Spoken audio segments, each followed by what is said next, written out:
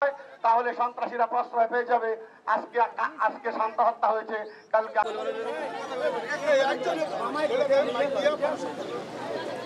নিজ দায়িত্বে রাস্তায় দাঁড়াতে হবে, শান্ত হত্যার প্রতিবাদ করতে হবে। কারণ প্রতিবাদ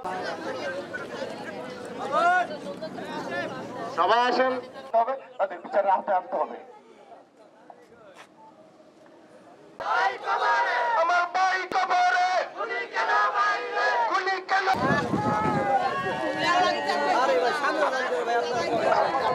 একাত্মতা ঘোষণা করেছেন, একাত্মতা ঘোষণা করেছেন শান্ত হত্যার বিচারের দাবিতে।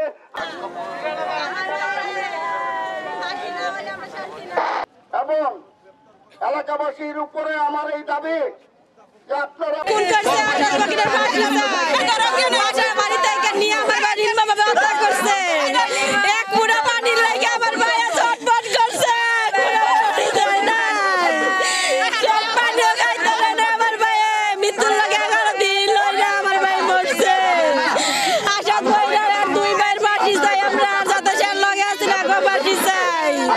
নাম আমি সঠিক বলতে পারতাছি না, তো তারা খুবই নির্মমভাবে মারছে। 417টার উপরে তারা হাতুড়ি দিয়ে আঘাত করছে। আমার মামা একটু পানি খাওয়ার জন্য ছটফট করছিল, কেউ তার মুখে এক ফোঁটা পানিও দিল না। তারা খুবই নির্মমভাবে আমার মামারে মারছে। আমি আমার মামার বিচার চাই, আমি জনগণের কাছে, আমি সবার কাছে আমি আমার মামার বিচার চাই। আপনারা দয়া করে এই আসামিগুলারে গ্রেপ্তার করার নেন। আপনাদের কাছে দিয়ে যাইতেছিলাম, এই মুহূর্তে তারা আসাদ ফকিরের লোকজন 4 মিনিট ঘেরা দিয়ে ধরছে। ধরার পরে আমার মামারে বাইদা ডাকছে, বাইদা আমার মামারে নির্মমভাবে তারা মারছে। আসাদ ফকির ছিল, আসাদ ফকিরের ছোট ভাই নাইম ফকির, এর ছোট ভাই রানা, তারপরে ছিল নয়ন সরকার, ছিল হাজি ইয়াকুব হাজি, লোকন, তারা আরো অনেকে। তাদের সুতরাং তারা বিএনপি নয়, তারা স্বৈরাচার সরকারের দোসর। এটা স্বৈরাচার সরকার শেখ হাসিনার এই হত্যাযজ্ঞ করে তাদের এজেন্ডা বাস্তবায়ন করার জন্য তারা নেমেছে মাঠে।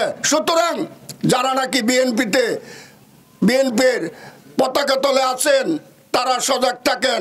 এই হত্যাকারী দিয়ে কোনো দল চলে না, কোনো পার্টি চলে না, কোনো দেশ চলে না, কোনো সমাজ চলে না।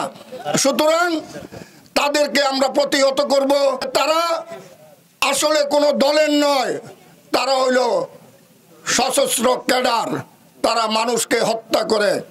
সুতরাং আমরা চাই না এই রূপগঞ্জে, এই দাউদপুর ইউনিয়নে আর এই রকমের কোনো মার বুক, বাপের বুক যেন খালি না হয়। এই জন্য আমরা প্রতিবাদ জানাচ্ছি। কিছু সন্ত্রাসীর আক্রমণে শান্তকে সে হারিয়ে ফেলেছে। আমাদের মাঝখানে আর শান্ত নেই। ভাবে আমার ভাতিজাকে খুন করা হয়েছে ফেসবুক লাইভে গিয়ে, এটি ইতিমধ্যে আপনারা সবাই জেনে গেছেন এবং দেখে গেছেন। আসাদ ফকির তার আমার ভাতিজাকে সে খুন করছে। দাউদপুর ইউনিয়ন অঙ্গ সংগঠনের বিভিন্ন লোককে জিম্মি করে সে এই বিএনপিতে যোগ দিয়ে টাকার বিনিময়ে সে আমার ভাতিজাকে হুমকি ধমকি দিয়ে প্রকাশ্যে দিবালোকে সে খুন করছে। আরো কথা হলো, আসাদ ফকির আমাকে এখনো হুমকি দেয়, এই আরো নাকি যারা যারা এর পক্ষে কথা বলবে তাদের আমার পরিবারকে হুমকি দিছে, রক কাটবো, মারবো, যেন লাগিল পাবো তার আবার এই করবো, পুনরাবৃত্তি করবো। তো আপনারা এলাকাবাসী, আপনারা এই নৃশংস হত্যার বিচারের পক্ষে আপনারা থাকবেন। যারা আজকে এই যুবক হত্যা নিধনের সাথে জড়িত আছেন, আওয়ামী লীগের দোসর যারা আছেন, পূর্বেও তাদের অনেক হিংস্র পরিচয় তাদের পাওয়া গেছে। বর্তমানেও আমাদের বিএনপির যেই যুব দলের এবং ছাত্র দলের যেই ছাত্রদের উপর এই 18-20 বছরের বয়সী যেই যুবকদের হত্যা করছেন আপনারা, আমরা স্পষ্টভাবে বলতে চাই, এর সাথে যারা জড়িত আছে আইন প্রশাসনের উদ্দেশ্যে বলতে চাই, এই শান্ত সরকারের দাফন হওয়ার আগে যেন তাদেরকে গ্রেফতার করা হয়।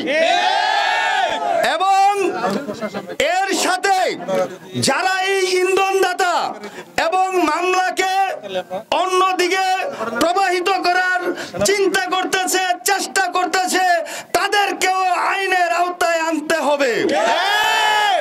আমরা শুধু নীরব আছি বলে বুঝবেন না যে আমরা দুর্বল।